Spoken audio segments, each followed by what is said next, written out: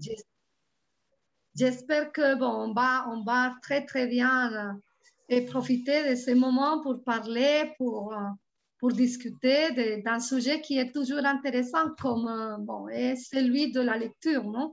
C'est quelque chose qui nous touche, qui me touche particulièrement. Donc, je vous donne la bienvenue et voilà, je crois on va commencer tout de suite. J'espère que je ne vais pas avoir de problèmes de connexion parce qu'aujourd'hui, je ne sais pas ce qui se passe, mais la connexion a été un peu difficile, non? A été très, comment? Non, a été un peu difficile, oui.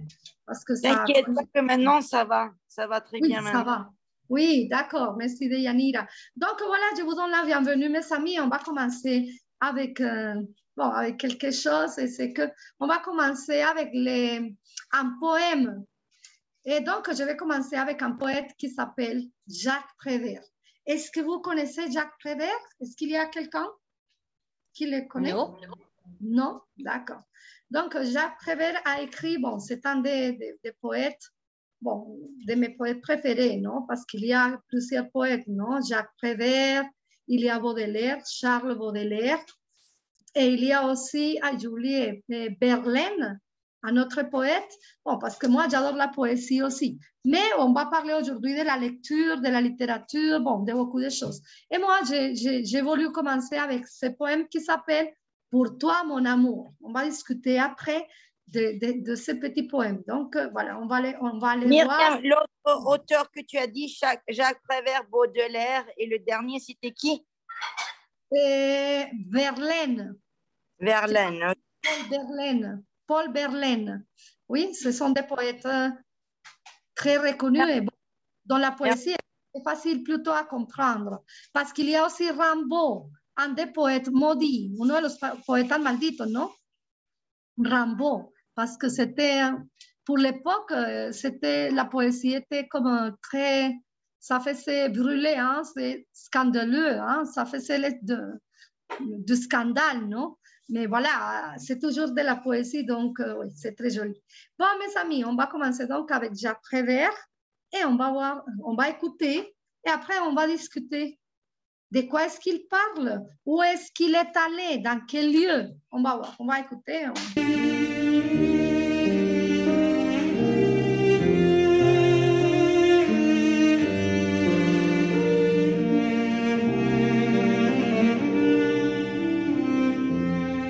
Jacques Prévert.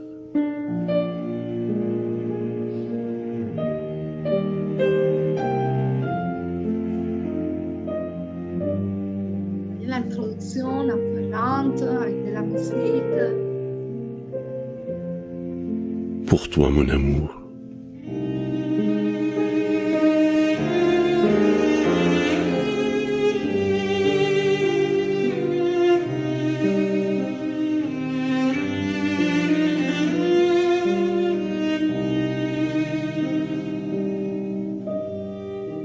Je suis allé au marché aux oiseaux et j'ai acheté des oiseaux pour toi, mon amour.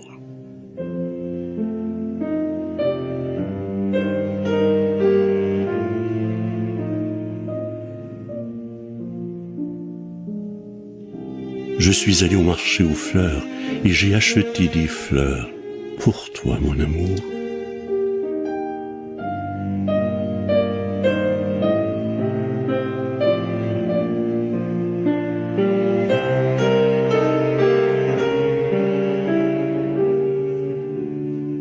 Je suis allé au marché à la ferraille et j'ai acheté des chaînes, de lourdes chaînes, pour toi, mon amour.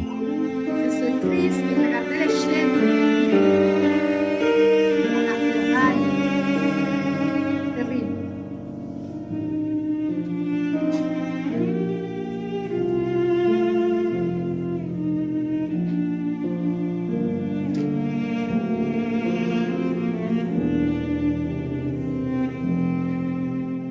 Et puis, je suis allé au marché aux esclaves et je t'ai cherché.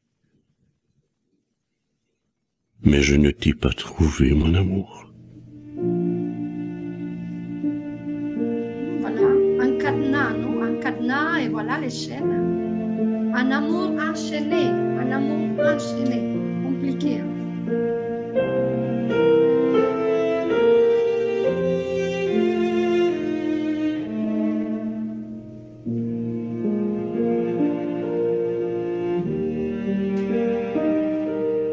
Ok, donc voilà, si vous voulez, je vais reprendre. C'est fini. Donc, je vais vous poser une question. Et donc, on commence les poèmes de Jacques Prévert et il commence et il dit qu'il est allé. Est-ce que vous vous rappelez où est-ce qu'il est allé? Dans quel lieu? Est-ce qu'il est allé d'abord?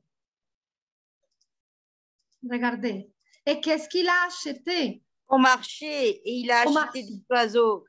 Oui, au marché aux oiseaux, oui. Est-ce que vous savez, tout le monde comprend qu'est-ce que c'est les oiseaux? Oui. Oui, les oiseaux, vous comprenez, c'est le petit animal qui vole, qui a des ailes. Un ave, un pájaro. Oui, Oiseau. oui, des oiseaux, oui. Très bien. Il est allé au marché aux oiseaux et il a acheté quoi? Qu'est-ce qu'il a acheté? Des oiseaux, oui. Des oiseaux. Oui, des oiseaux. Il a acheté des oiseaux. Est-ce que vous vous rappelez dans quel autre lieu ou dans quel autre marché est-ce qu'il est allé? Il a aussi allé au marché des fleurs et il a acheté des fleurs. Exactement, pour elle, non? Elle a acheté des fleurs pour elle, non? Voilà. Ah, j'ai acheté des fleurs. Oui, j'ai acheté des fleurs pour toi, mon amour. OK. Et finalement, où est-ce qu'il est allé? Un peu bizarre, les mots, non? Ce n'est pas très usuel, très utilisé, mais on va voir. Je suis allée à la ferraille. Est-ce que vous comprenez qu'est-ce que c'est la ferraille?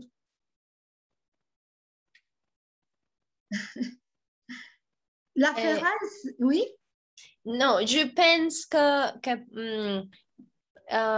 peut-être pour moi, como los rieles del tren. Oui, peut-être, oui, parce que oui, ça, parce que ça, c'est le fer, viene de fer. Le fer, el hierro, oui, comme una ferretería, non? À la ferraille. Et il a acheté des chaînes. Ah, vous voyez, ça c'est triste. Il a acheté des chaînes. Regardez, ce sont des chaînes, des lourdes chaînes, hein, parce qu'on veut enchaîner son amour. Mais la chose la plus terrible, c'est après. On va voir, on va voir donc la progression de ce poème. Parce qu'après, on va voir ce qu'il a fait. Aïe, où est-ce qu'il a cherché dans les marchés aux esclaves? Est-ce que vous comprenez? Oui, ce mot, c'est très, très identique à l'espagnol, non? Les marchés aux esclaves, non? C'est comme, presque comme en espagnol. Est-ce que vous comprenez? Oui? Oui. Ok, donc il est allé et il l'a cherché là. Est-ce qu'il l'a trouvé ou non, ou pas? Il a trouvé son amour dans les marchés aux esclaves ou pas? Non, il la trouva pas. Il la Oui, trouva pas. El que él cherchait. oui, elle ne l'a pas trouvé. Elle ne l'a pas trouvé. Elle ne l'a pas trouvé. No. El que cherchait. Oui, oui. Lo que buscaba. Ah, Il ne l'a pas trouvé. Ah. Il n'a pas trouvé ce qu'il cherchait, oui. Oh, il ne l'a pas trouvé, no la encontró, oui. Oui, il y a quelqu'un qui voudrait dire quelque chose? ¿Alguien quería decir algo, chicos? Voilà. Oui, il ne l'a pas trouvé. Elle s'est échappée, elle s'est enfuie. Non, non, non, quelle horreur. Un amour avec, avec des chaînes. Est-ce que vous pensez que l'amour, est-ce que vous pensez que c'est possible d'avoir un amour avec des chaînes? Est-ce que c'est possible d'avoir un amour, disons, dépendant, un amour enchaîné, un amour qui ne permet pas la liberté? C'est possible ou pas? Moi, je dirais que non, je dirais que l'amour, c'est plutôt un lien, une connexion avec l'autre. Très Et bien, oui, Emerson. c'est ça, mais quand on parle de chaîne, ça c'est beaucoup. Oui, c'est trop, hein? C'est trop fort. Non, Emerson, c'est pas possible. L'amour doit être. Quelles sont les conditions? Moi, bon, j'ai choisi ce poème parce que d'abord, c'est de la lecture, la littérature, de la poésie, mais aussi parce que comme on est dans ces jours en Colombie, dans ces mois de, bon, l'amour, de l'amitié, parler de ça. Quelles sont pour vous, mes amis, les caractéristiques d'un amour? Qu'est-ce que vous en pensez? Quelles sont les caractéristiques? Qu'est-ce que vous pensez? Donc, Pour voilà. moi, c'est un garçon qui m'aime, mais en même temps qui me laisse libre Oui, et qui me laisse être contente et faire les choses que je veux. oui, ça c'est très important, Yanira, tu as raison. OK, quelles autres caractéristiques vous donneriez à l'amour, mes amis? Comme se dit, madurez. La maturité. La maturité, c'est très important. La liberté, la maturité et la bonheur. Le bonheur. Le bonheur et la tristesse. La tristesse. La tristesse. La tristesse. La tristesse per aller ensemble. Ay, no sé si lo estoy diciendo bien, estoy tratando de soltarme ahí como puedo. Oui, c'est bien. Pour être ensemble, Ellie, pour être ensemble. Oui, mais je te demande, on est heureux d'être ensemble, mais comment on peut être aussi en même temps triste alors? Oui, pourquoi tu dis triste? Oui. Je crois que quand nous sommes tristes, c'est très important de avoir une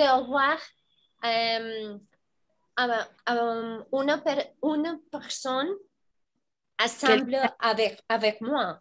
Okay, ouais. Pour accompagner. M'accompagner. Pour t'accompagner. Y pour partager no sé, los sentimientos. Les sentiments. Les sentiments, très bien. Oui, voilà. Je crois que partager, c'est une autre chose aussi. Emerson, oui, à toi.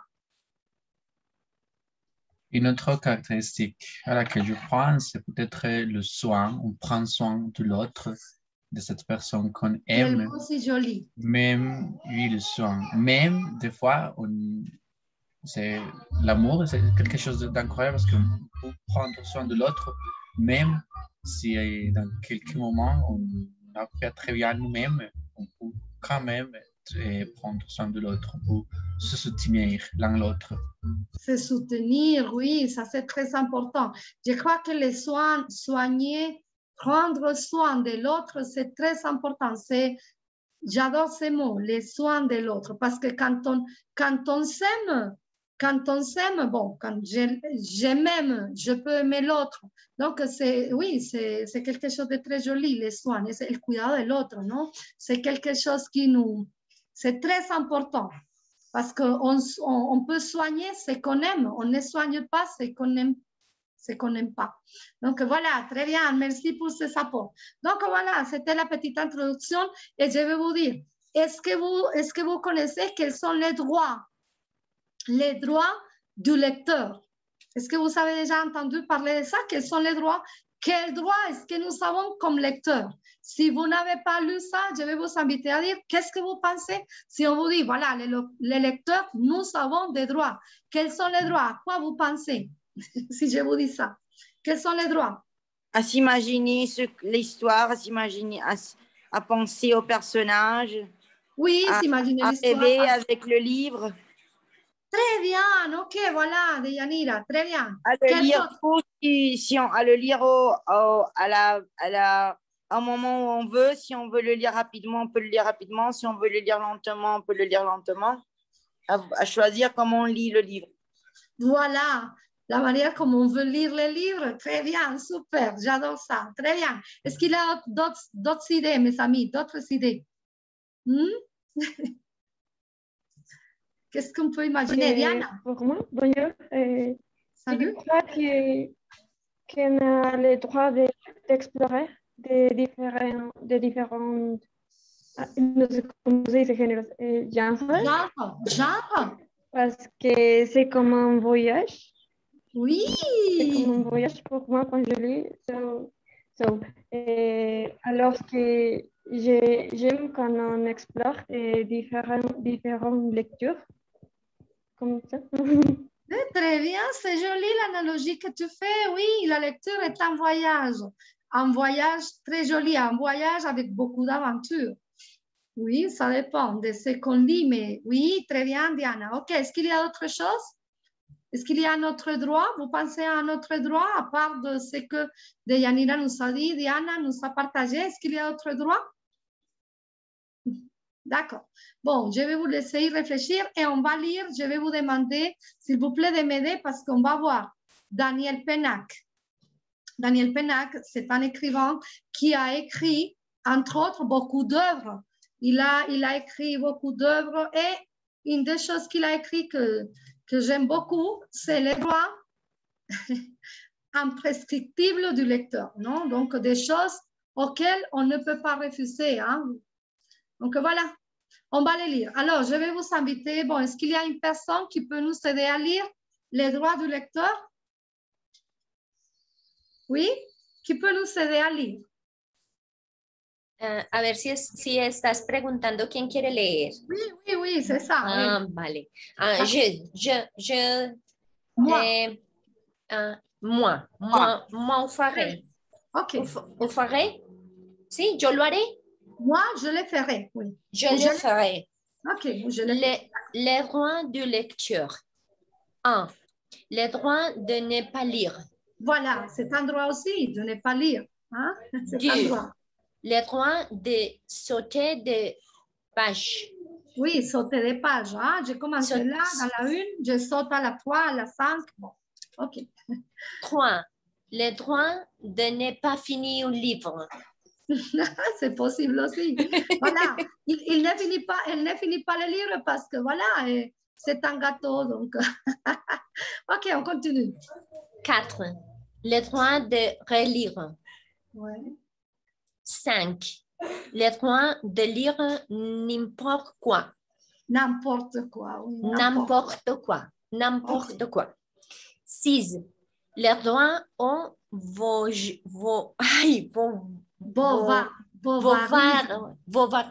Les droits au vovarisme.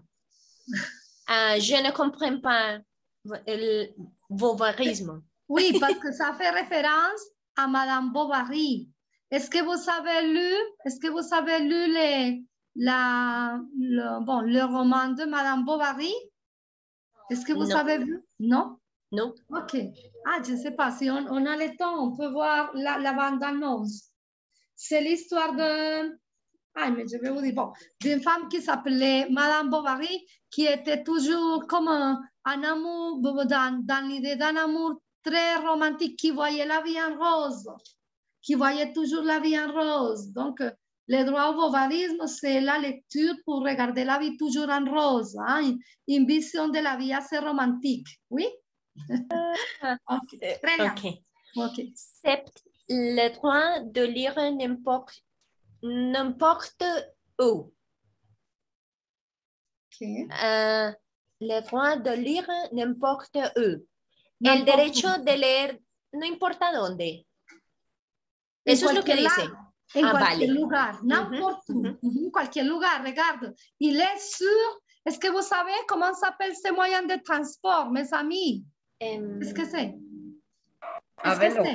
Le vélo, très bien, le vélo. Donc voilà, il est là avec son camarade. Et voilà, il lit sur, je ne sais pas comment dire Manu en français, donc il lit là, sur le vélo. D'accord. Je oublié qu'est-ce que c'est le droit de... OK, on continue. Le droit de grappiller. Oui, Julie. Je ne comprends pas grappiller. Non, et moi, je viens d'oublier les mots. Ouais. Ce n'est pas comme... Oui, je viens d'oublier. Comment? Ce n'est pas comme lire un peu d'une chose, un peu d'une autre. De pronto es salpicar, Oui, de salpicar el libro como por allí. Zapotear. Zapotear Zapotear. decimos en castellano. Grappiller. Oui, Grappiller. grappiller. c'est ça. Ah, Oui, très vale. bien. Ok. Ah, Mais ce n'est neuf. pas un mot très usuel. Ce n'est pas un mot très usuel. Ok, 9. 9. Le droit de lire à voix haute. À voix haute. Je vais À lire voix haute. À voix haute. Oui, Eliana, tu es en train de lire à voix haute les droits. D'accord, Mhm. très bien. Et 10. Le droit de se taire. De se taire, de ne De pas se parler. taire. Je termine le livre et voilà. Je me tais. Ah, Je me tais. Je ne parle pas. Je me tais. Oui, c'est le droit de se taire, de ne pas parler du livre. Ok, donc voilà, on va commencer à partir de ces droits parce que ça va nous amener à la conversation justement. C'est comme des petites choses des petites capsules qui vont nous permettre d'en parler. Donc voilà, on va commencer. J'ai préparé quelques questions ici. Donc voilà, évidemment, est-ce que vous aimez lire? Et qu'est-ce que vous aimez lire? Parce que moi, Ok, donc n'oubliez pas que vous pouvez lever la main. L'idée, c'est que tout le monde parle, que vous parliez, que vous vous exprimiez. N'importe pas, ça n'importe pas. Si vous parlez beaucoup, si vous parlez un peu, bon, si vous vous trompez, pas de problème. Pas de problème, mes amis, c'est pas grave. L'idée, c'est de parler. Ok, donc, est-ce que vous aimez lire, mes amis? Et qu'est-ce que vous aimez lire? J'ai oublié de mettre l'autre mot. Hein? Qu'est-ce que vous aimez lire? Ok, qui voudrait commencer? Moi. Ok, vas-y. Moi, j'aime bien lire Murakami. C'est un auteur japonais qui écrit beaucoup en français. Et La fin du temps, c'est un roman un peu fantastique entre un programmateur japonais et un monde fantastique avec des unicornes.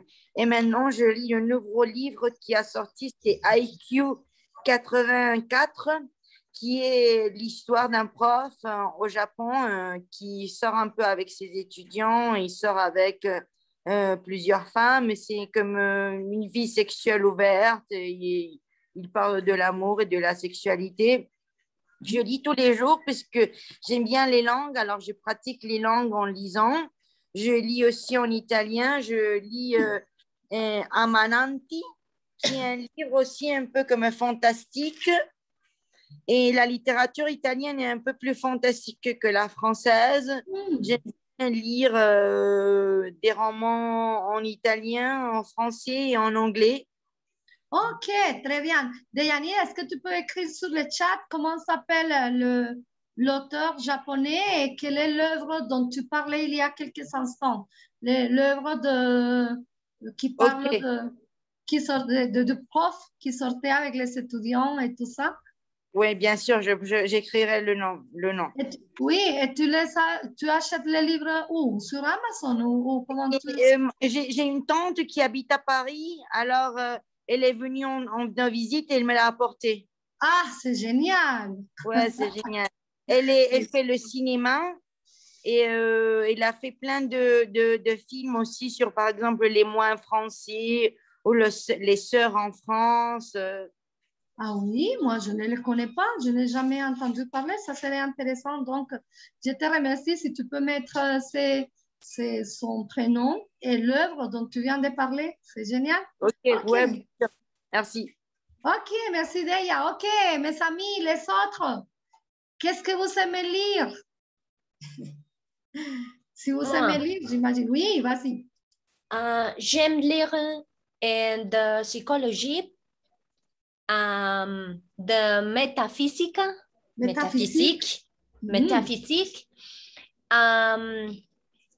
Et j'ai trouvé les audiolivres. Je ne sais comment se dit. Oui, D'audiolivres.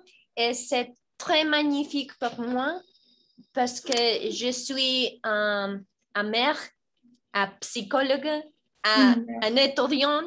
Une étudiante, oui. Si, psychologue. Je n'ai pas de temps pour lire, mais pour écouter, c'est parfait pour moi. C'est plus facile. Si, oui. Oui, Ok. c'est plus facile. Oui, Ellie, Euh, est-ce que tu écoutes tes audiolivres tous les jours? Combien de temps pendant la journée? Ou... Quand je suis à la cuisine, Ah bon!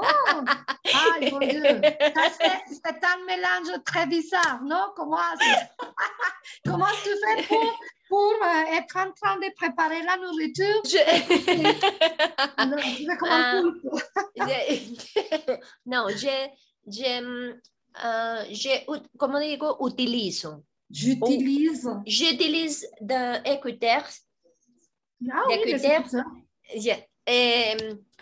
Et c'est très facile pour moi. Et je trouve fascinante la métaphysique. J'écoute un autre et un autre et un autre, como digo, una vez y otra vez y otra vez. Tous les fois, encore une fois, une fois. Encore une fois, encore une fois, les mêmes livres. Et audio-livre, c'est très facile pour moi. Pour toi. C'est de répéter, de répéter. De répéter. Ok, très bien, super. Bon, et les autres, mes amis, Stéphania, Stéphane, qu'est-ce que tu aimes lire? J'aime lire quelque chose. N'importe quelle chose, n'importe. N'importe. Très bien. Est-ce que tu as... oui, donc, et à quel moment est-ce que tu aimes lire, Stéphane? À quel moment de la journée? Le matin, l'après-midi, le soir? Je pensais que la journée. Pendant les jours? Oui. Oui. Ok, très bien. Est-ce qu'il y a d'autres? Qu'est-ce que vous lisez les autres? Je ne sais pas. Tatiana.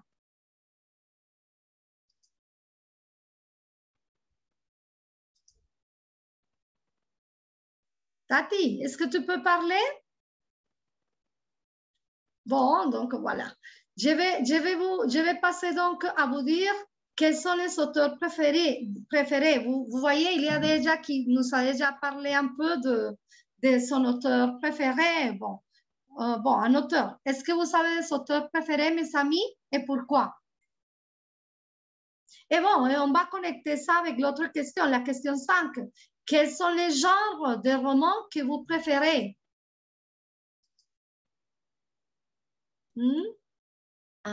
Qu'est-ce que c'est roman? Ok. Les romans, par exemple, les romans, ce sont les novelas. Oui, voilà, c'est ça. Les romans. Novelle. Exactement. Ce sont les genres, les romans. Donc voilà, parce qu'il y a les romans, bon, il y a des romantiques, il y a d'action, il y a policières, les polars. On appelle les polars. Oui. Roméo et Juliette. Comment? Et les genres du roman et de Roméo et Juliette. Oui, ok. Donc, les romans romantiques. Stéphane, tu aimes les romans romantiques? Oui. Oui, ok. Est-ce que tu aimes les romans d'horreur? Style Agatha Christie? Oui ou non? Oui ou non? Non. Non? D'accord. Bon, je sais pas. Vanessa, est-ce que tu aimes... Quel est ton genre préféré ou est-ce que tu as un auteur ou une auteure préférée? Vanessa, est-ce que tu es là? Ah, bon, je ne sais pas. Peut-être qu'elle ne nous écoute. Diana, et toi? Est-ce que tu peux nous parler un peu?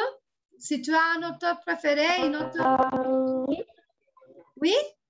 Non, je n'ai pas un auteur préféré parce que, comme j'ai déjà dit, j'aime explorer des différents genres et j'aime aussi cette diversité entre Ay, yo no sé si se usa entre o parmi. Entre quoi? Entre les stylos des écrivains. Par exemple, j'aime les auteurs mauvais, mais aussi j'ai lu des romans de Haruki Murakami. Et ce sont de différents styles, mais ce sont des histoires très intéressantes aussi. J'aime aussi la poésie et quels un sont... auteur qui j'aime. Oui, pardon, dis-moi.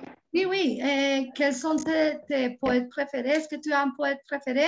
Et tu lis, oui, tu lis en anglais, en espagnol, dans d'autres langues? Parfois, je lis en anglais. Je lis plus que tout en espagnol et je suis en train de commencer à lire en français pour pratiquer. Excellent. Oui, et qu'est-ce que tu es en train de lire en ce moment? Et en ce moment, je suis en train de lire un roman qui s'appelle La fille du septembre, La chica de los siete nombres. C'est une histoire d'une fille de la Corée, no sé cómo se dice, de Corea del Norte. Oui, du Corée. Sí, es una chica de Corea del Norte. Oui, Alors, du Corée du Nord. Ça nous raconte comment est-ce qu'elle habite là, parce que c'est un, no sé cómo se dice, dictadura. C'est quoi? C'est un quoi? Dictature. Un dictateur, oui, un dictateur. Dictadura. Oui, une dictature. Une dictature, oui. Une dictature. C'est un régime. Okay. Oui, alors ça nous raconte ça, comment est-ce qu'elle a fui de là.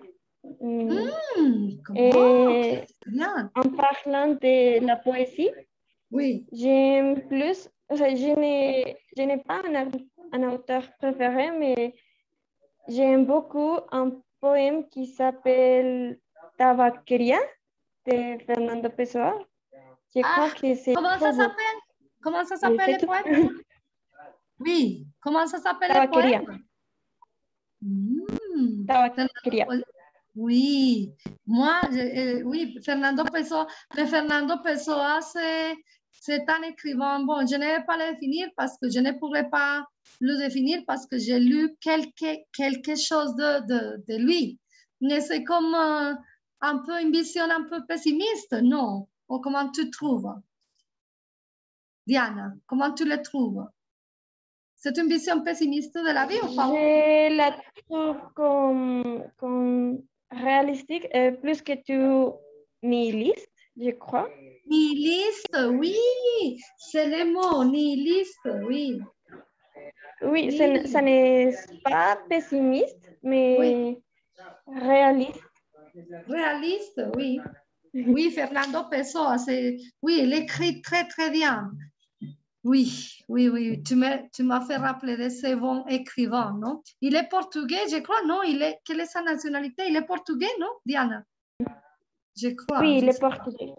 Oui, ok, c'est bien. Merci de nous partager toutes ces choses. Hein? Tu as abordé beaucoup de choses. Oui. D'accord. Bon, est-ce qu'il y a d'autres personnes qui voudraient nous raconter?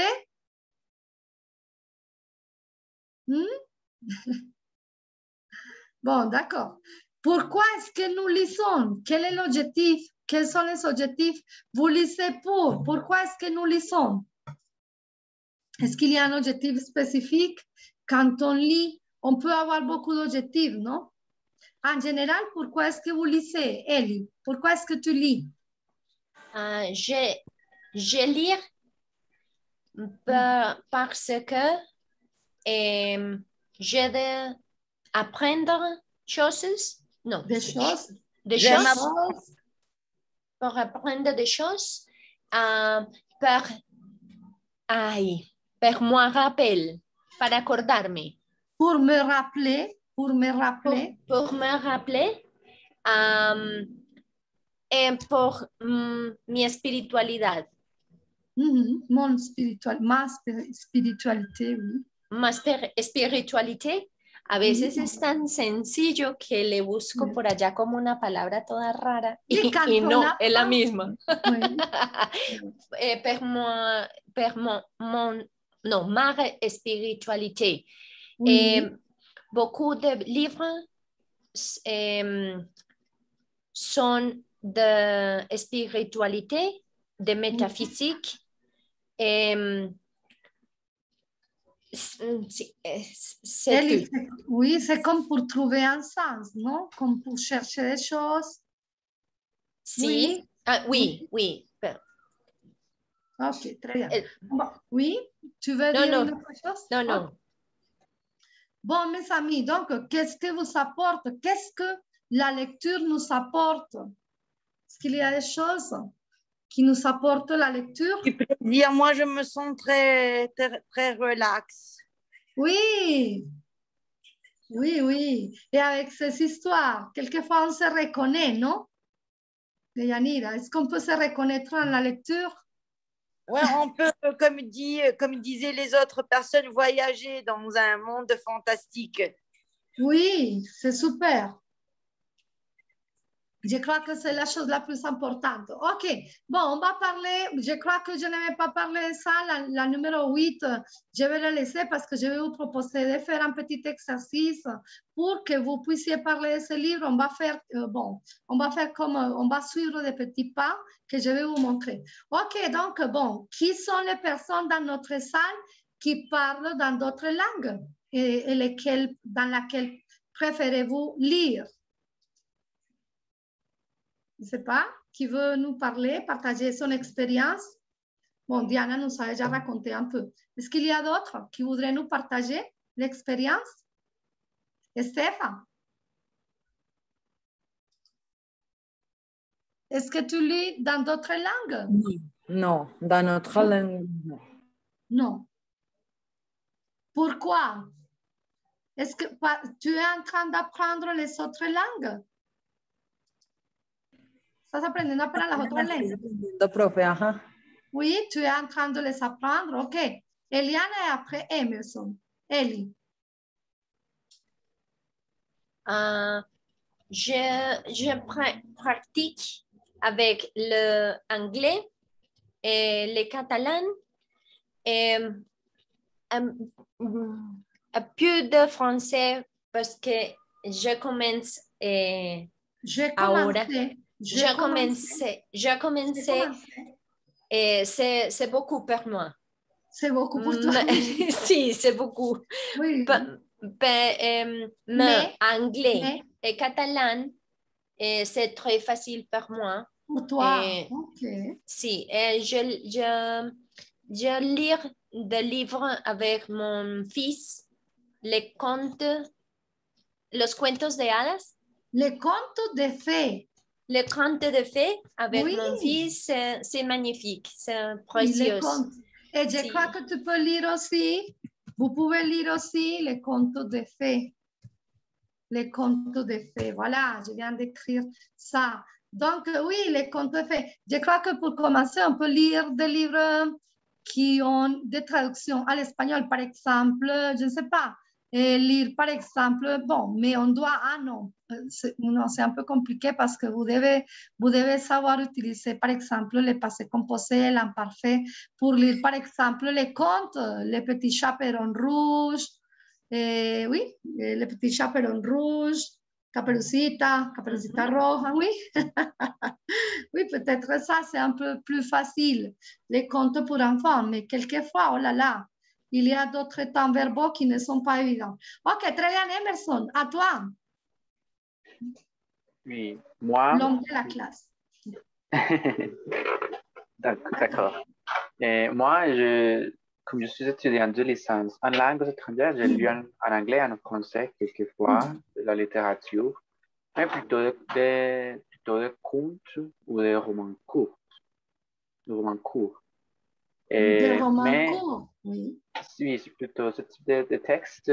J'ai lu aussi quelquefois, mais très peu en portugais, que c'est une langue que j'ai commencé après à apprendre aussi. Et c'est une très bonne expérience de lecture dans d'autres langues parce que bon, c'est génial pour l'apprentissage de la langue. Et on élargit le vocabulaire, les expressions, beaucoup de choses comme ça. Mais aussi, oui, mais aussi la langue elle-même, elle est très, on voit toutes ces nuances, toutes ces différences parmi les langues. Parce que c'est pas seulement les mots comme tels, mais aussi la manière d'organiser l'histoire, la manière d'organiser les paragraphes, que des phrases longues ou courtes, et les tournures du langage. Et moi, j'adore vraiment observer ce type de choses et comment cela affecte l'histoire et la description des personnages. Et oui, tous ces éléments. Et Emerson, et quels sont les livres que tu as lus en français, par exemple? Par exemple, en français, je me souviens je crois que c'est un roman appelé Catherine Certitude. Comment? Catherine Certitude. Catherine, si je ne me trompe Certitude. Ah oui, à qui est bon, quel est l'auteur? Si je ne me trompe pas, bon, je ne me souviens plus de l'auteur, mais l'histoire était très bonne. C'était si je ne me trompe pas, c'était comme une fille et l'histoire, le récit nous racontait comme des aventures ou oui, des anecdotes qu'elle vivait. Oui, et c'était Catherine Certitude. Catherine Certitude. Ah bon, je viens de chercher. C'est un livre de Patrick Modiano. Ah, Modiano, je crois que lui, il a reçu un prix Nobel. Patrick Modiano, je crois qu'il a reçu un prix. Mais je ne me rappelle pas comment il faudrait le chercher. Oui, je crois qu'il a reçu un prix Nobel. Patrick Modiano, oui, bon, un prix, oui, littéraire. Je crois que c'est un Nobel. Oui, parce que... En 2014. Comment? En 2000? Il a remporté ce prix en 2014. Oui. C'est le prix Nobel, non? Oui, le prix Nobel. Mais c'est avec ce livre, non? C'est avec un autre. Ah non, je ne sais pas, je ne suis pas sûre. Oui, moi, je ne suis pas sûre, mais je crois que oui, il l'a reçu parce que c'est un très, très bon écrivain français. Oui, très bien, merci de nous partager, Emerson. Et tu penses que c'est plus facile de lire en français ou en anglais? Et pourquoi? Bon, je dirais qu'il y a un peu de tout, un peu des choses qui sont plus faciles dans une langue ou l'autre. Mais pour moi, dans mon expérience, c'est plus facile en anglais. Mais c'est parce que j'ai étudié l'anglais pendant plus longtemps que le français. Donc, je maîtrise beaucoup mieux l'anglais et c'est pour cela que c'est plus facile pour moi. Oui. Mais en ce qui concernait, par exemple, le vocabulaire, je trouve qu'en français, quelquefois, on peut essayer de deviner les mots parce qu'il y a des racines communes. Et en anglais, c'est pas très commun. Mais de l'autre côté, en anglais, je trouve que la structure des phrases a la tendance à être un peu plus simple, un peu plus compréhensible.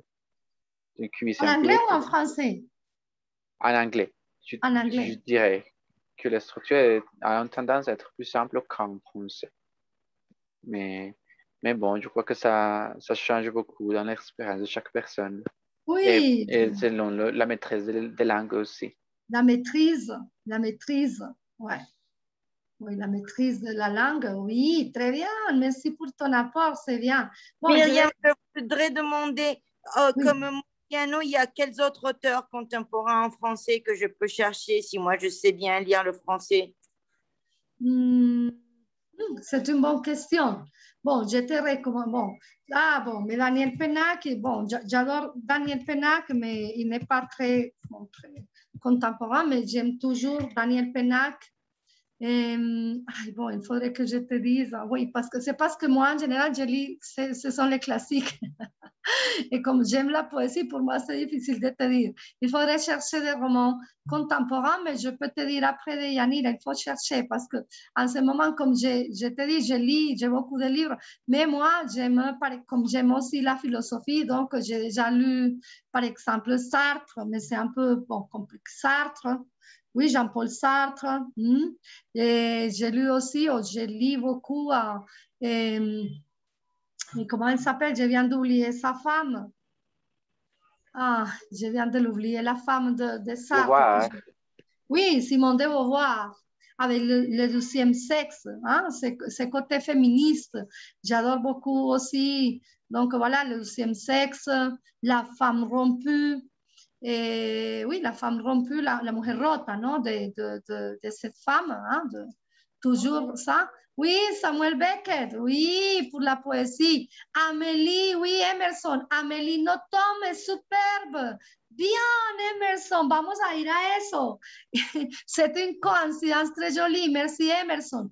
Amélie Nothomb, pourquoi est-ce que tu la connais, Emerson? Moi, bon, il y a longtemps, une prof m'a recommandé un livre d'elle qui s'appelle Métaphysique des tubes. S'appelle comment? Métaphysique des tubes. Ah oui? Mais originalement, je l'ai lu en espagnol. Il y a longtemps, Métaphysique de los dos. Je l'ai lu, je l'ai bien aimé. Et puis, quand j'ai commencé à apprendre le français et j'ai appris qu'elle était belle, je l'ai écrit en français. Donc, j'ai commencé à chercher ce livre en français. Alors. Et je le laisse dans la liste de lecture. Ok, mais comment, donc ça s'appelle métaphysique du tube. Oui, métaphysique des tubes. C'est comme des tubes, oui, en pluriel. C'est comme une autobiographie fictionnelle, ou fictionnelle, comment on dit ça? Oui, fictionnelle. Ok, donc on va connecter. Est-ce que vous savez comment on dit en français? Eso me cae como anillo al dedo. ¿Ustedes saben cómo se dice eso en francés, chicos?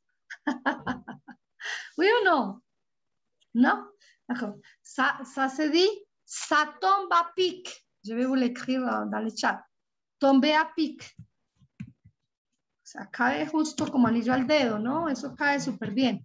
Tomber à pic, o sea, eso me cae como anillo al dedo. Alors, je vais m'arrêter avec ça parce que imaginez-vous les hasards de la vie. J'ai préparé pour vous une petite compréhension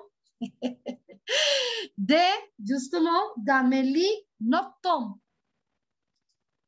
Et alors, je vais vous inviter à faire la compréhension. Et bon, attendez-moi. Et ouais. Ok. Vous voyez? Ça, c'est incroyable. Bon, mais c'est... Pero venga, esto sí es lo que yo quería. Ah oui. Donc, j'ai un extrait de cette femme. On peut le lire après, lire un peu et voilà, parler quelle est la situation. Mais c'est très long, mais on va lire quelquefois. Donc, il y a un livre qui s'appelle La nostalgie heureuse. Est-ce que tu l'as déjà lu, Emerson? Oui? Pas encore. Pas encore. Donc voilà, je vais vous donner envie de lire ce livre. Donc voilà. On va les lire si vous voulez, c'est un petit peu. On peut lire jusqu'ici, je crois. Parce que voilà, c'est une histoire. Moi, j'ai beaucoup aimé cette histoire. Donc voilà, c'est un extrait qui s'appelle La nostalgie heureuse. Donc voilà. On va commencer. Je crois qu'on va lire quelques lignes parce que c'est une histoire tellement intéressante. Et je voudrais qu'on la lise ensemble et après, on va discuter de quoi est-ce qu'elle parle. Ok, donc voilà. Qui voudrait commencer à lire les premiers paragraphes? Bon, le premier et le deuxième. Ok, qui voudrait commencer à lire? Et moi? Ok, vas-y. D'accord, vas-y. Desde il a fallu. Ok. Tout ce que l'on aime devient une fiction. La première de Mignet fout le Japon. à l'âge de 5 ans, quand on m'arracha, j'ai commencé à me les raconter. Très vite, les lacunes de mon récit me générant que je pouvais, je dire, du pays que j'avais cru connaître et qui, au fil des années, s'éloignait de mon corps et de ma tête. Voilà, très bien. Continuons Et là, vous allez... Oui, au- très bien. Pardon, Diana. Oui, excusez-moi, je vais faire quelques commentaires avant que tu continues. Merci. Donc, voilà, là, il y a un récit, mais c'est avec les passés simples. Ce temps s'appelle les passés simples, non? J'ai commencé. Donc, ça, c'est comme un synonyme de passé composé, mais c'est le temps littéraire. C'est un temps littéraire. Vous allez les trouver dans les romans. Quelle est la signification? C'est la même valeur du passé composé. Donc, j'ai commencé, ça veut dire je commençais, non? Ici, fut lo que fue, non? La première de miel fut le Japon, non? Una fiction, parce qu'elle elle a habité au Japon, mais elle est partie en France.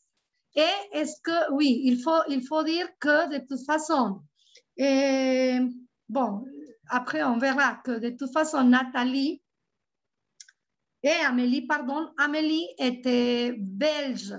Elle était belge. Mais bon, dans ce roman, elle raconte l'histoire.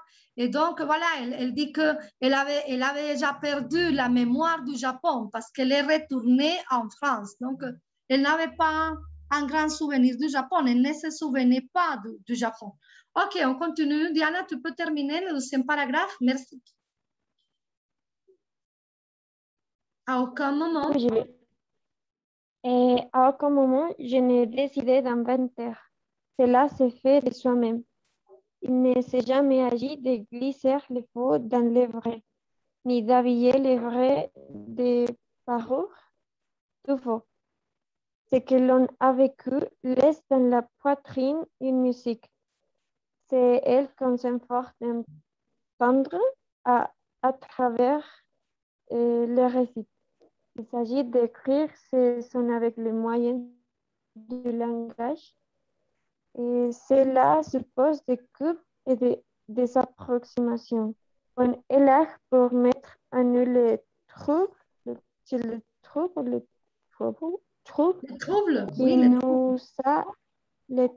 qui nous a gagnés. OK, donc voilà, il fait comme une analogie pour dire tout ce que, bon, il parle de la vérité, de ce qui est vrai, de ce qui est faux, mais comme on parle de cette fiction, la réalité, la fiction, elle fait la comparaison un peu. Donc voilà, et on va voir ici, elle commence à faire comme la petite introduction. Et voilà, on va lire au moins les 3 ou 4 premières pour savoir, pour que vous ayez une idée de quelle est l'histoire. Mais cette histoire est très, très intéressante. On va lire au moins les 4 premières 5 lignes. Donc voilà, c'est l'histoire d'une personne qui téléphone. Et donc, on va voir pour demander une question à un monsieur. Donc voilà, on va avoir donc la personne, la femme, la fille et un homme qui va répondre de l'autre côté. Donc voilà, on a besoin de deux personnages. Qui veut être la femme? Qui veut être la femme, mes amis? La fille? Je sais pas. Deyanira, est-ce que tu pourrais être la femme? S'il te plaît? Oui, ça va. OK, très bien. Emerson, est-ce que tu peux jouer le rôle de l'homme? Bien sûr. OK, très bien. Bonjour. OK. Je cherche un numéro à Tokyo, mais j'ai seulement le nom de la personne. Dites toujours. Répondit l'homme qui ne semblait pas conscient de l'énormité de ma question. Ah non, ese eras tú, déjà. OK. Qui ne semblait pas conscient de l'énormité de ma question. L'agglomération de Tokyo comptant 26 millions d'habitants. Vous imaginez?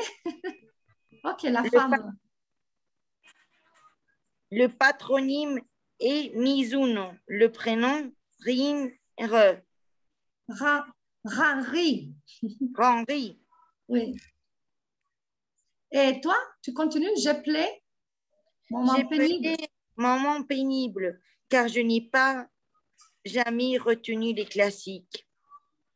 Et je dis des choses comme monsieur, madame de Macédoine. Air de Rocinante. Rocinante. Et au bout du fil, je sens comme on veut. Un instant, s'il vous plaît, j'effectue la recherche. J'attendis. Oui. C'est bon, on termine, Deya. J'attends. Bon, j'attendis. Mon cœur se mit à battre fort. J'étais peut-être à 40 secondes de parler à Henri, le garçon le plus gentil que j'ai connu. Personne de ce nom à Tokyo. Reprit-il. Pardon, vous voulez dire qu'il n'y a pas de Henri Mizuno? Non. Non, il n'y a pas de Mizuno à Tokyo. Ok, voilà, merci beaucoup. Donc, vous voyez, c'est l'histoire. Qu'est-ce qui se passe? Quelle est l'histoire? De quoi est-ce qu'elle va nous parler? Hein? On va parler de quoi? Qu'est-ce qui se passe avec la femme? Elle cherche un garçon que sa vraie identité n'est pas ouais, à Tokyo. Peut-être, je ne sais pas, peut-être il est une autre personne. Il va le connaître. En tout cas, on pense qu'il va connaître un garçon. Oui, oui, bien sûr. Peut-être, et parce que comme elle a vécu à Tokyo, et peut-être que oui, on dit qu'il avait connu quand il avait les fiancés de mes 20 ans. Vous imaginez, et elle est déjà plus adulte. Donc, elle est en train de chercher son amour. L'amour quand il avait 20 ans. Donc, vous imaginez, c'est un peu compliqué de trouver son amour à Tokyo parce qu'elle est rentrée, n'oubliez pas qu'elle est rentrée en France.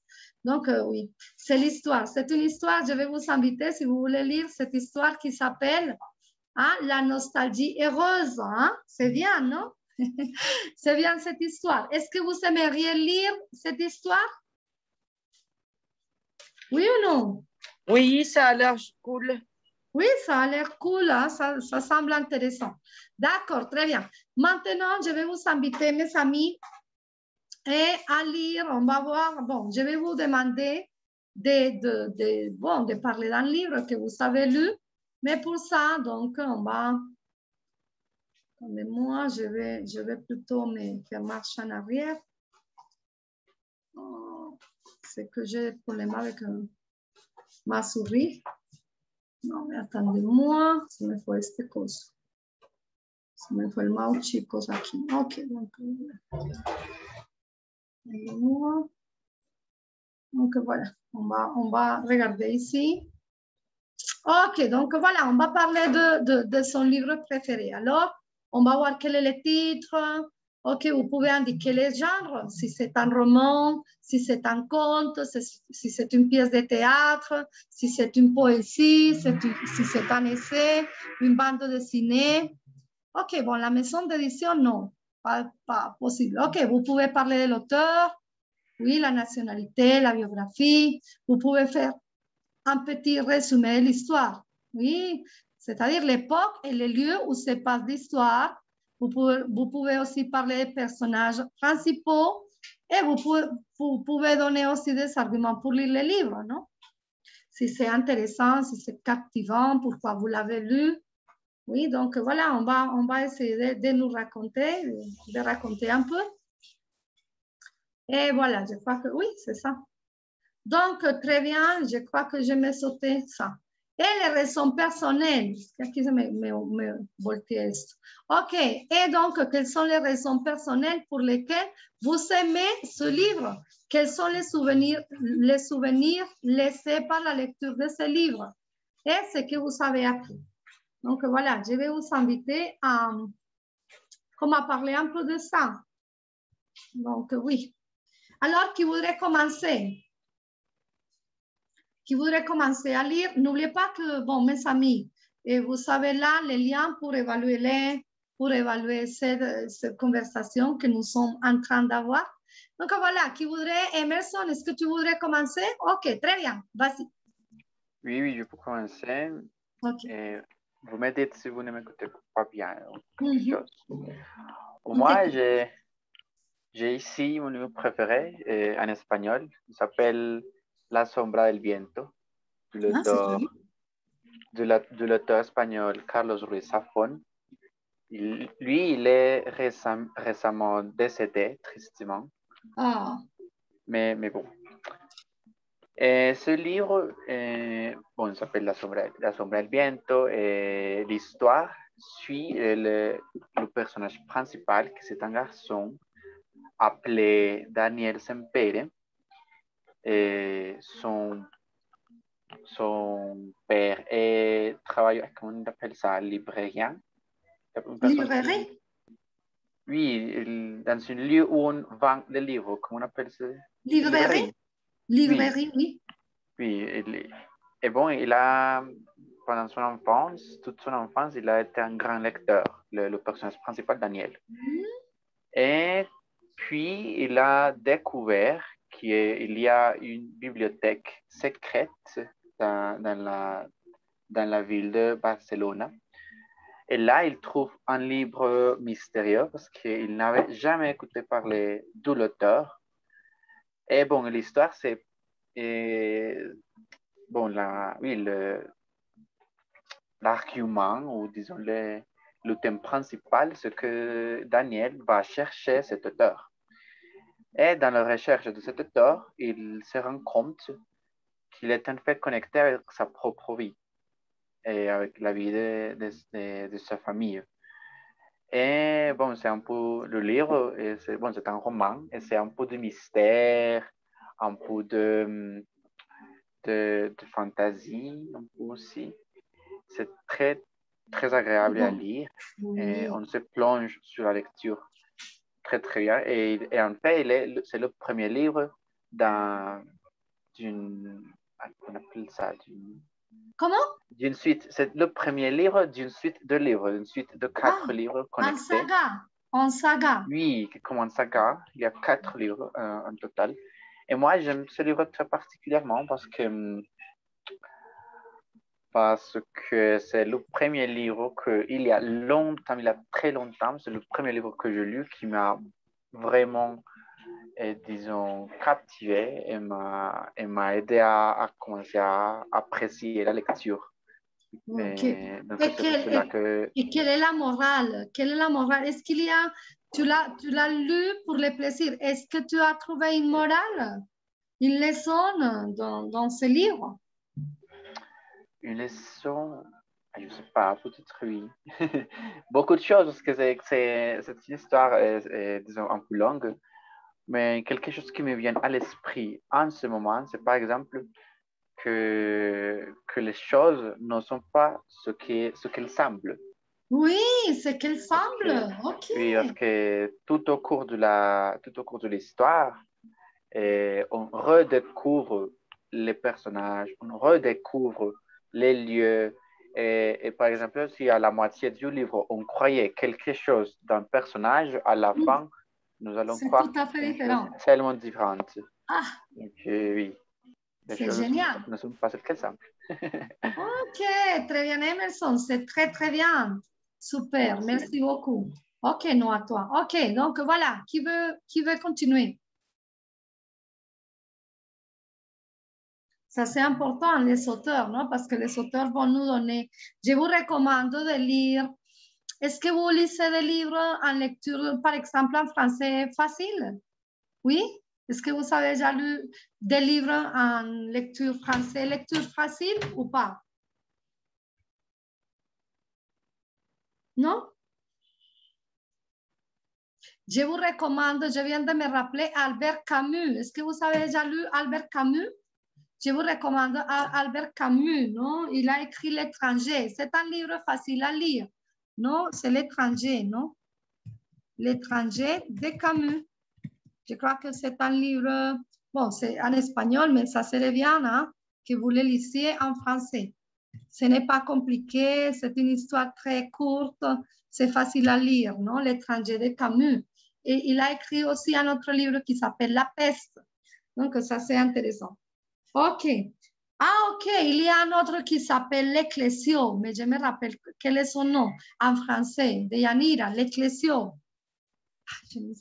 C'est L'Ecclésio, mais je ne me rappelle pas. L'Ecclésio. Donc, il y a plusieurs œuvres aussi. Je crois qu'il a gagné aussi. Je ne me rappelle pas. Oui, L'Ecclésio. Oui. Jean-Marie L'Ecclésio. Jean-Marie L'Ecclésio. OK, bon, mes amis, qui veut nous raconter aussi? Est-ce qu'il y a d'autres personnes qui peuvent nous raconter si vous avez lu un livre?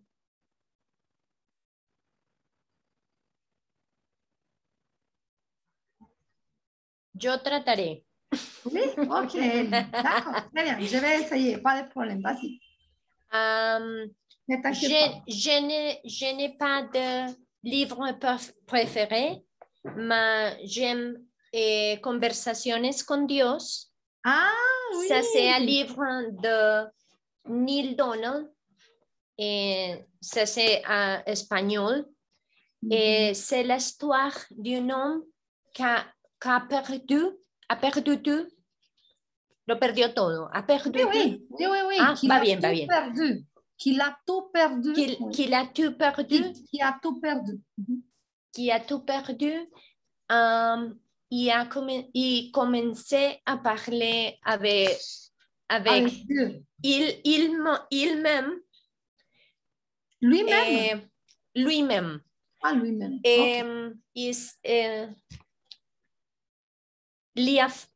Il a fait une question à Dieu. Il lui a posé une question. Et Dieu a répondu. Lui a répondu. Ah bon?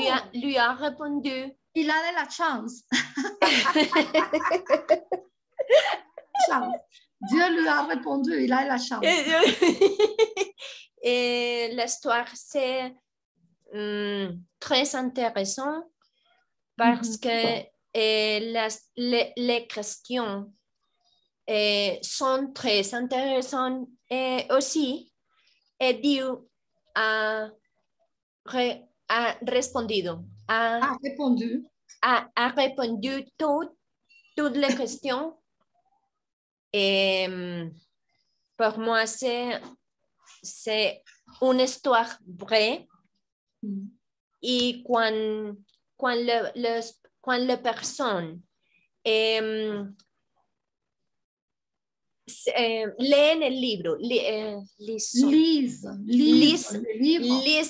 le livre, il y a une connexion avec l'histoire. D'accord. Je crois que la morale, c'est la spiritualité et l'intelligence et ensemble pour faire une vie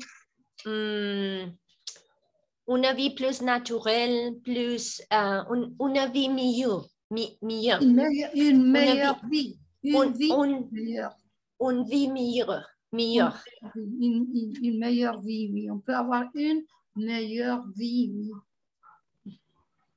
Ah, c'est bien, bravo Eliana, tu es arrivée, bravo. Très bien, ok, excellent. Ok, bon mes amis et les autres, qu'est-ce que vous en pensez? Hein? Tati, est-ce que tu es là? Bon, je ne sais pas, il y a peu de personnes qui parlent. Ok, bon, on ne va pas se compliquer. Donc, voilà, on va passer à d'autres questions, je crois. Ah bon, et après, on va faire une compréhension orale. Quel est le livre qui vous a marqué? On va écouter. On va écouter aussi cette femme. Vous allez voir. Donc, oui, est-ce que vous aimez? Voilà, la question d'Eliana. Je vais vous la poser, mais attendez, parce que là, je vais arriver. Est-ce que vous croyez que le livre de la littérature d'amélioration personnelle est banal ou non? Qu'est-ce que vous pensez? Quelle est votre opinion? Pour la question 12, les livres d'amélioration personnelle est banal, oui ou non? Je ne sais pas, amélioration personnelle, on peut dire aussi bouddhisme. Non, oui, parce que comment interprétez-vous? Non, le livre pour améliorer l'autostime. Non, pas les livres de bouddhisme, parce que oui, non, mais ce sont les livres C'est peut-être, ouais, je ne sais pas si j'ai lu peut-être des extraits ou c'est pas banal, ouais, ça peut être bien pour comprendre. Tout à fait, oui, parce que ça, c'est un choix assez personnel, non? De lire n'importe quoi. Emerson, oui, dis-moi. Et oui, c'est vrai, on peut lire n'importe quoi, chacun a le droit. Mais je voulais partager une opinion un peu controversée, peut-être. Il y a un philosophe catalan appelé Joan Carles Melic. Melic, ah oui, je le connais. Melic. Oui, il dit que tous les livres sont livres. Bon, dans la littérature, tous les livres sont livres d'amélioration personnelle, sauf les livres dits d'amélioration personnelle. C'est-à-dire, selon lui, tous les livres de littérature nous aident. Il contient des récits sur la condition humaine, par exemple. Oui, tout à fait. Et là, on peut trouver nos passions, nos vécus. Nos expériences, oui, dans beaucoup de sphères, dans l'amour, l'amitié, la vie, la mort, et le plaisir, beaucoup de choses. Mais lui, il croit que précisément dans les livres qui sont appelés d'amélioration personnelle, ces livres en particulier sont un peu inutiles, selon lui. Et moi, je trouve que c'est un peu vrai, parce que dans la littérature, il n'y a pas je dirais qu'il n'y a pas une intention directe de nous améliorer, mais c'est quelque chose qui nous arrive. C'est quelque chose qui nous arrive dans l'expérience lecteur. Oui. Mais puis, quand on va lire ce type de livre, il y a quelque chose de problématique pour moi dans la conception de l'individu comme si on était des individus qui puissent tout faire et que le clé est toujours dans la motivation. Non. Donc moi, je n'aime pas ça. Mais plutôt la littérature en général nous aide. Oui, donc, mais mais oui, bien sûr, chacun a le droit. Mais je suis totalement d'accord, mais bon. Mais c'est joli cette polémique, cette réflexion que Jean-Carl Melic vient nous dire, non? Il vient dire, mettre en cause le fait de dire que ce sont des livres c'est-à-dire les auteurs type, est-ce que je ne sais comment ils llaman, ces auteurs, non? Par exemple, Coelho, non? Coelho. C'est un écrivain de ces livres, non? Un auteur de ces livres d'amélioration personnelle. Bon, il y en a plusieurs, mais oui, mais tu as raison et je crois que lui aussi, oui, ça dépend, mais je crois que les livres laissent toujours une morale, quelque chose à apprendre, surtout les grands classiques, non? Et bon, tous les livres, quand il y a quelqu'un qui écrit quelque chose, c'est parce que il veut transmettre un sentiment. Et si ça nous arrive, ça nous touche. Et si ça nous touche, ça nous transforme. Donc, dans ce sens, c'est très, très important. Et je ne sais pas, bon, les livres d'amélioration personnelle, je ne sais pas si on peut les considérer de la littérature, mais ce sont des livres avec des objectifs très, très particuliers, mais la discussion est là. Je ne sais pas, est-ce qu'il y a d'autres commentaires par rapport à cette question, mes amis? À partir de ce qu'Emerson vient de nous dire ou non? Je crois que il n'y a livre d'amélioration personnelle banal. Il y a interprétation errónea. Oui, fausse. Oui. Sí, Sí. ¿cómo se dice ça? Errónea, equivocada. Une vision trompée, oui, peut-être. Pas correcte, incorrecte. Une vision incorrecte de message d'amélioration personnelle. Je suis psychologue et psychologue et je crois que c'est très important le travail personnel. Le travail personnel et le livre ¿cómo se dice ayudar? Aider. Peuvent nous aider. Mais le livre ne peut faire le travail de la personne. No sé si me hice entender. Oui, des personnes, oui, bien sûr. Non, c'est clair, oui.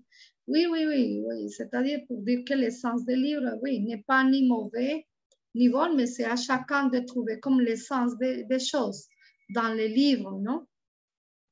Ok, et je crois que bon. Alors là, préférez-vous lire un roman ou aller le voir au cinéma? Quelles sont les différences? Nous en avons déjà parlé, je crois que quand on a parlé de loisirs. Qu'est-ce que vous pensez, mes amis? Est-ce que c'est mieux de lire un roman ou d'aller le voir au cinéma? Est-ce que c'est la même chose? Est-ce que c'est la même sensation? Je crois que non. Je crois qu'il y a de différences et c'est plus intéressant de lire parce que l'imagination c'est très grande et vuela más, es más grande, es más amplia. Sí, est plus grande, mais le film peut être très magnifique. Par exemple, le film de El Código da Vinci, par exemple. Le Code da Vinci, ça c'est un film très bien. Très bon. Non, muy bien hecho. Ah, très bien fait. Très bien fait. C'est fidèle. Comment ça se dit? Oui, très bien. Oui. C'est fidèle au livre. Mais par exemple, 50 sombras de Grey. Les 50 ombres. Dans 50 ombres, c'est mieux le livre. C'est mieux de lire le livre, oui. C'est mieux de lire le livre, ou le livre est meilleur. Oui. Il dépend, digo, eso depende. Sí, ça dépend. Ça dépend, oui, très bien. Bon, mes amis, cette question, que pensez-vous de la stratégie d'obliger les étudiants à lire à l'école, d'obliger à lire les grands classiques? Qu'est-ce que vous pensez? Est-ce que vous croyez que c'est bien? Ce n'est pas bien, c'est une bonne stratégie pour éduquer les jeunes à la littérature, à lire? Oui ou non?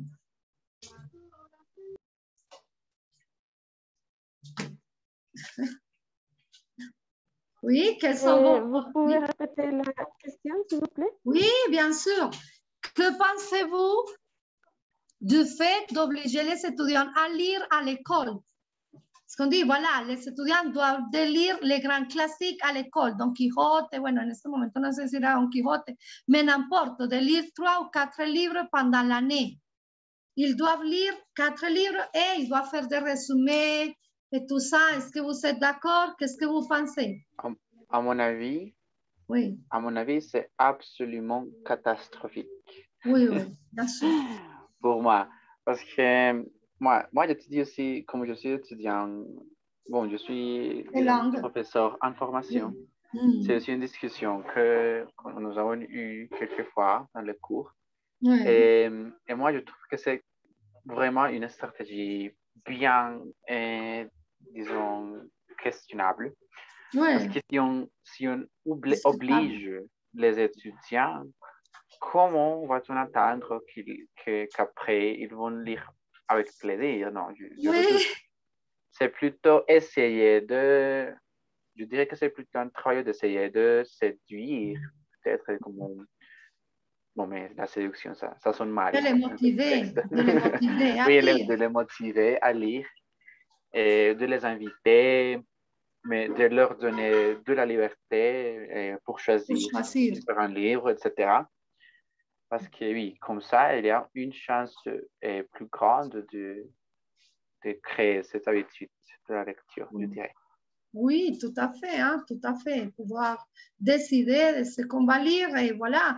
Et je vais connecter ça. Bon, il y avait qui allait dire quelque chose. Diana, tu allais nous dire, oui, ton opinion par rapport à ça? Oui, je suis d'accord avec Emerson et je crois que même si c'est important de connaître les auteurs classiques parce que sont comme la base, la fondation de la La base? littérature, c'est important de les connaître. Mais si on si on impose ça aux étudiants, ça peut être, comment je dis, contraproducente, contraproducent. Contradictoire, contradictoire. Oui. Oui, ça pourrait être contradictoire. Ah oui, ça O nuisible, nuisible aussi, peut être nuisible. contradictoire parce que si ils le voient comme, si ils le voient comme une obligation, Obligation. ça ne leur plaira. Oui, ça ne leur Oui, plaira pas. vous m'entendez? Oui. Oui, ça Oui, ne leur comme ça. plaira pas alors qu'il doit avoir des autres méthodes pour no sé pour y motiver Oui, oui. la lecture. Oui, la lecture, très bien. Oui, Bon, comme- oui, Diana, est-ce que tu voulais dire quelque chose de plus? Et j'étais en train de penser que, par exemple, si on a un groupe d'étudiants, on pourrait, no, como digo, podría, o sea, como una suposición, on pourrait, On pourrait, oui, on pourrait quoi?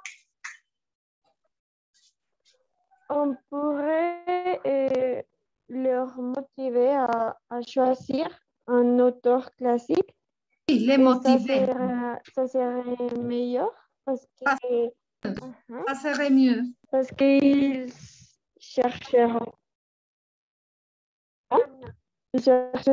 et ça peut être mieux, je crois. Ils chercheraient, oui. Si on pouvait les motiver, ils chercheraient, c'est la condition. Si on pouvait les motiver, ils chercheraient des auteurs, oui, à leur manière, et ça serait mieux.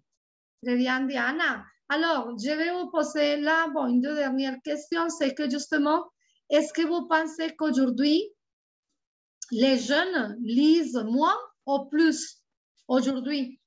Est-ce que les jeunes lisent plus ou moins? Et pourquoi? Qu'est-ce que vous en pensez? Todo eso acá, Endis. Oui, mes amis, qu'est-ce que vous pensez? Et bon, je vous pose la question parce que vous êtes des jeunes. Est-ce qu'aujourd'hui, les jeunes lisent moins ou plus? Qu'est-ce que vous en pensez? Je crois que les jeunes lisent moins. Oui. Et pourquoi, Ellie? Pour la technologie, pour il n'y a pas de la nécessité. Il n'y a pas besoin de. ¿Puedes repetir? Il n'y a pas besoin de. Il n'y a pas besoin de. Besoin de. Besoin. Il n'y a pas besoin de. Il n'y a pas de soin de. Parce que les questions. Les questions. Ay, las preguntas tienen respuestas. Les questions avant la respuesta facilement. Facilement oui. Avec la technologie. Ça, c'est oui. Terrible. Oui. Y no hay motivación. No il n'y a pas de motivation. Il n'y a pas de motivation. Ok, est-ce que tout le monde est d'accord avec l'affirmation de mes amis? Est-ce que vous êtes d'accord avec l'affirmation de Liana? Diana, Emerson, Tatiana? Oui ou non? Est-ce que vous êtes d'accord? Est-ce que vous pensez que les jeunes lisent moins ou est-ce qu'il y a quoi? Il y a un mouvement, un changement dans la vision de lire.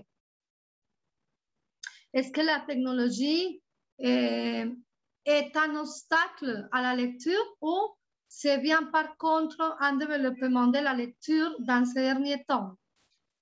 Emerson, qu'est-ce que tu penses?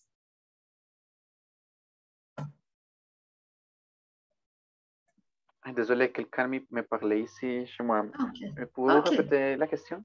Oui, est-ce que tu penses que, bon, parce que Liana disait que les jeunes lisent moins parce qu'ils n'ont pas besoin, parce qu'on trouve les réponses, les questions et les réponses très facilement et qu'il y a la technologie aussi. Donc, est-ce que tu penses, tu es d'accord avec elle ou tu penses que par contre, la technologie a fait que les jeunes lisent plus et d'autres manières, d'une autre manière, oui, en utilisant d'autres manières pour accéder au texte? Bon, je dirais qu'il y a un peu de vérité dans les deux côtés.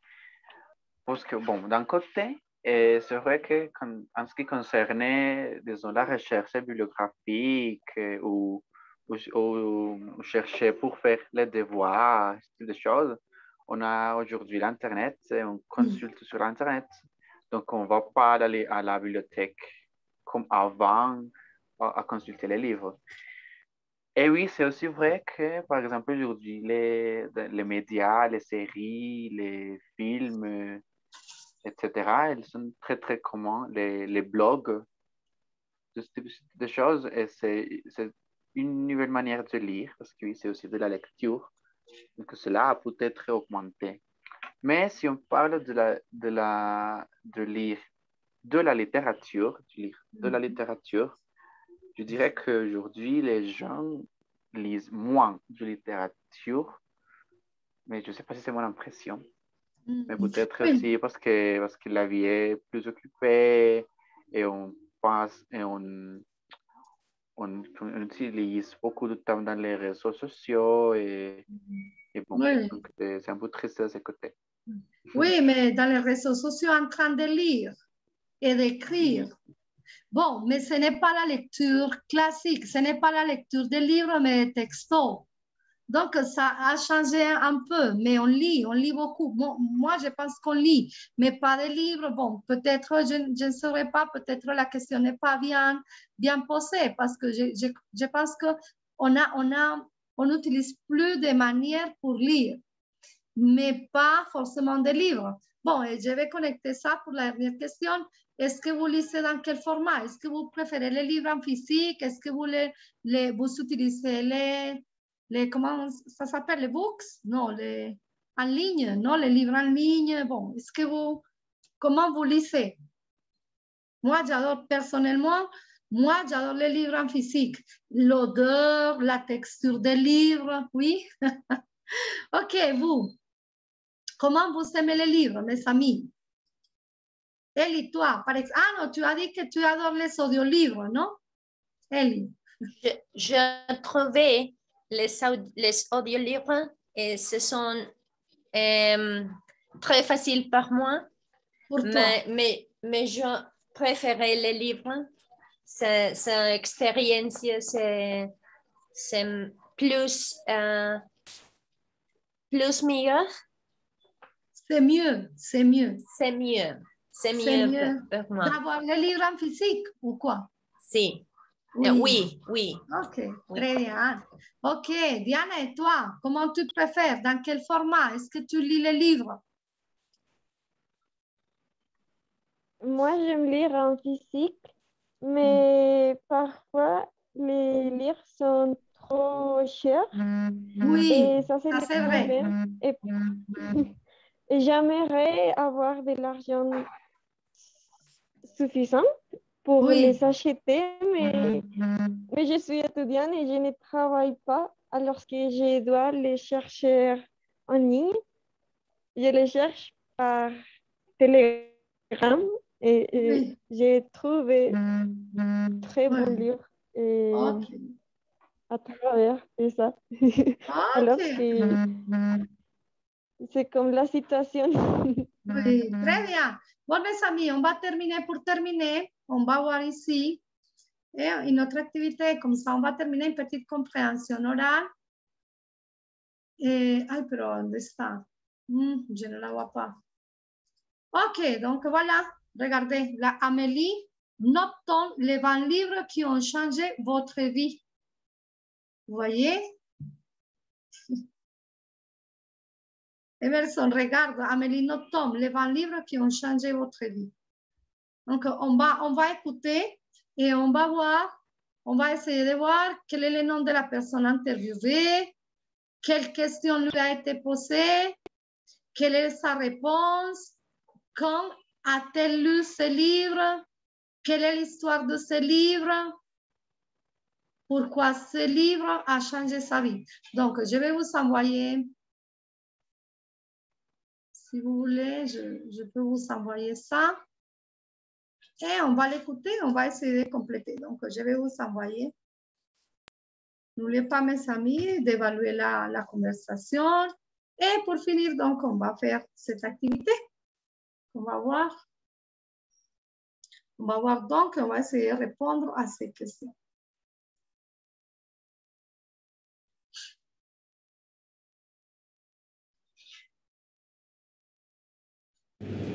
Le livre qui a changé ma vie, c'est Lettre à un jeune poète de Rainer Maria Rilke. Pourquoi ce livre a-t-il changé ma vie? Pourquoi est-ce que ce livre... Parce que c'est un livre qui pose de façon totalement différente la question de l'écriture. L'histoire de ce livre, c'est qu'un jeune poète adresse ses poèmes à Rilke, grand écrivain, et lui demande « Maître, qu'avez-vous pensé de mes poèmes ?» Et Rilke lui répond, et le livre est constitué de cette lettre. Jeune homme, je pourrais vous dire ce que j'ai pensé de vos poèmes, mais ça n'aurait pas beaucoup d'intérêt. La seule question que vous devez vous poser, c'est, ce n'est pas de savoir si vous avez du talent, c'est de savoir si oui ou non vous pouvez vivre sans écrire. Si vous pouvez vivre sans écrire, alors surtout n'écrivez pas, parce que ça veut dire que votre écriture n'est pas indispensable.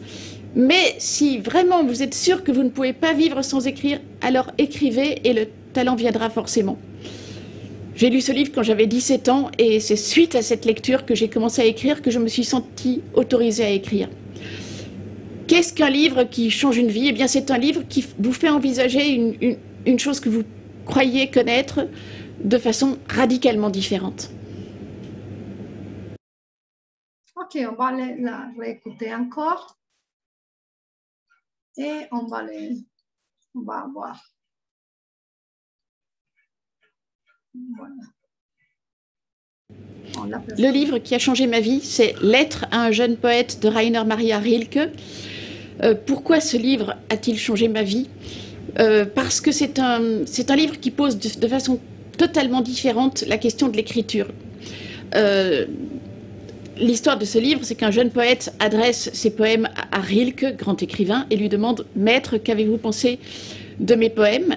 Et Rilke lui répond, et le livre est constitué de cette lettre, « Jeune homme, je pourrais vous dire ce que j'ai pensé de vos poèmes, mais ça n'aurait pas beaucoup d'intérêt. La seule question que vous devez vous poser, c'est ce n'est pas de savoir si vous avez du talent, c'est de savoir si oui ou non vous pouvez vivre sans écrire. Si vous pouvez vivre sans écrire, alors surtout n'écrivez pas, parce que ça veut dire que votre écriture n'est pas indispensable. Mais si vraiment vous êtes sûr que vous ne pouvez pas vivre sans écrire, alors écrivez et le talent viendra forcément. » J'ai lu ce livre quand j'avais 17 ans et c'est suite à cette lecture que j'ai commencé à écrire que je me suis sentie autorisée à écrire. Qu'est-ce qu'un livre qui change une vie? Eh bien, c'est un livre qui vous fait envisager une chose que vous croyez connaître de façon radicalement différente. Ok, donc c'était facile ou difficile d'écouter cette femme? Amélie Nothomb. C'est très rapide. C'est très rapide, oui. Bon, les autres, est-ce que vous avez pu écouter? Bon, sinon, vous pouvez l'écouter. Bon, quelle est la personne quel est le nom de la personne interviewée? C'est facile, non? Comment elle s'appelle? Regardez. Amélie Nothomb. Oui. Amélie, non l'écrivain, Amélie Nothomb. Ok, quelle question lui a... Bon, quelle est la question qu'on lui a posée? Je crois que la première. Oui, regardez. Les 20 livres qui ont changé votre vie, non? Donc, c'est la question, évidemment, qu'on peut voir là. Oui, quel est le livre qui a changé? Ok, quelle est sa réponse? Comment s'appelle le livre? Est-ce que vous avez entendu? Oui ou non? Oui, c'est... De Rainer... Oui, désolé. Lettre? L'étrange jeune poète, c'est... Oui, de Rainer Maria Rilke. Ok. Ok, quand est-ce qu'elle a lu ce livre, mes amis? Est-ce qu'il y a quelqu'un qui a compris? Je crois que pendant son adolescence. Oui. Je crois que 17 ans. À 17 ans, oui. Donc voilà. Très bien. Ok. Oui. Ok. Très bien. Ok. Quelle est l'histoire de ce livre? Je crois que c'est un grand écrivain décidant también une correspondance, non? Avec un jeune écrivain pour lui donner des conseils de l'écriture. Ah non, c'est la première. Moi, je me penche sur la première. Oui, je crois que oui. Oui, un jeune écrivain décide d'envoyer ses premiers poèmes à un grand écrivain. Rapidement, ils s'entament, ils s'établissent une correspondance autour de la création littéraire. Oui, c'est bien. Oui, très bien. Ok, pourquoi ce livre a changé la vie de cet écrivain, mes amis?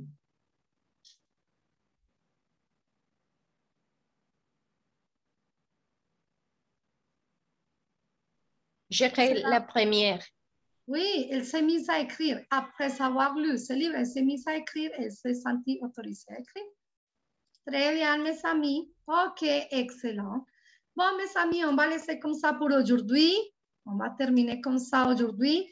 J'espère que vous savez très, très bien pratiquer, que vous avez pu pratiquer la langue. Je vous félicite pour avoir fait l'exercice.